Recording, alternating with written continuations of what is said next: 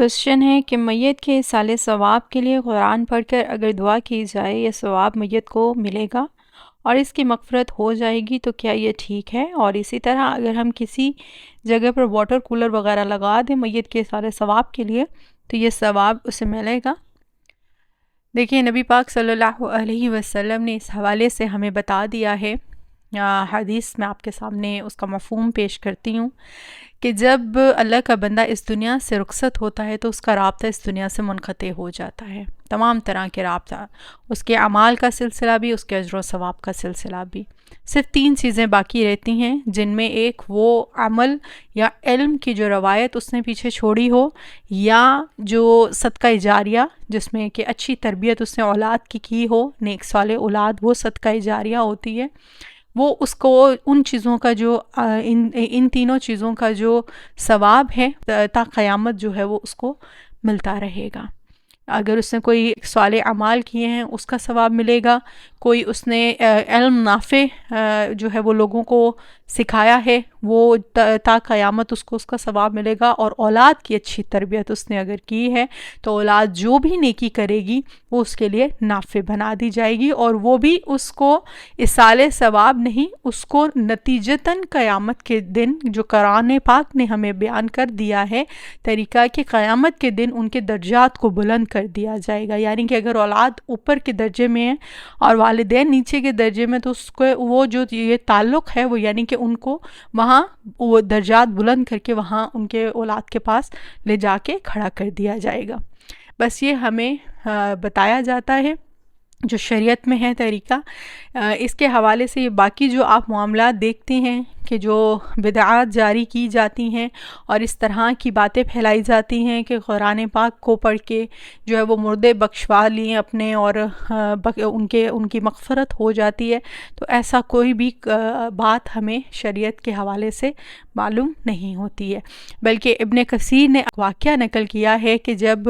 یہ معاملہ شروع ہوا تھا تو امام شافعی کے سامنے جب یہ بات لائی گئی تو انہوں نے اس کے اوپر جو ہے وہ بہت سخت تبصرہ کیا، اور انہوں نے کہا کہ کیا کوئی ایسا نیک عمل جو نبی صلی اللہ علیہ وسلم یا صحابہ چھوڑ گئے تھے نیکی کا جو آج ہمیں یہ معلوم ہو گیا ہے؟ تو یہ جو لوگوں سے ہمیں باتیں سننے کو ملتے ہیں، روایتی جو علماء ہیں یا مولوی حضرات اس طرح کی باتیں بتا رہے ہوتے ہیں کہ بھئی یہ قرآن پڑھ کے یا درود پڑھ کے جو ہے وہ مردے بخشے جاتے ہیں، یا ان کے جو ہے وہ اصالِ ثواب اور مغفرت کا جہاں پر آپ نے ثواب کیا ہے، مغفرت اللہ کے ہاں جو ہے وہ ایک التجا ہے،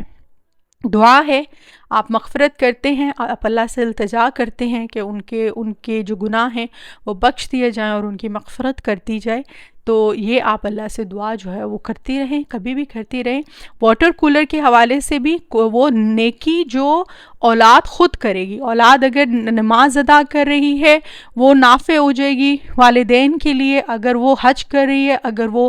جو بھی نیک عمل کر رہی ہے وہ صدقہ جاریہ والدین تک وہ کس طرح پہنچے گا وہ قرآن نے ہمیں بتا دیا، جیسے کہ میں پہلے عرض کر چکی ہوں کہ ان کے درجات قیامت والے دن بلند کر دیے جائیں گے۔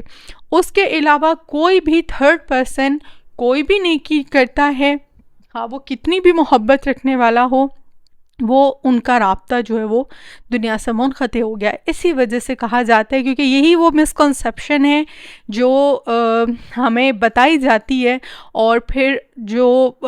والدین ہیں وہ اولاد کو قرآن حافظ بنا دیتے ہیں اور پھر رشتہ داروں میں وہ بانٹ رہے ہوتے ہیں کہ جی یہ پورا خاندان جو ہے وہ جنت میں لے جائے گا اور بس اب ہمیں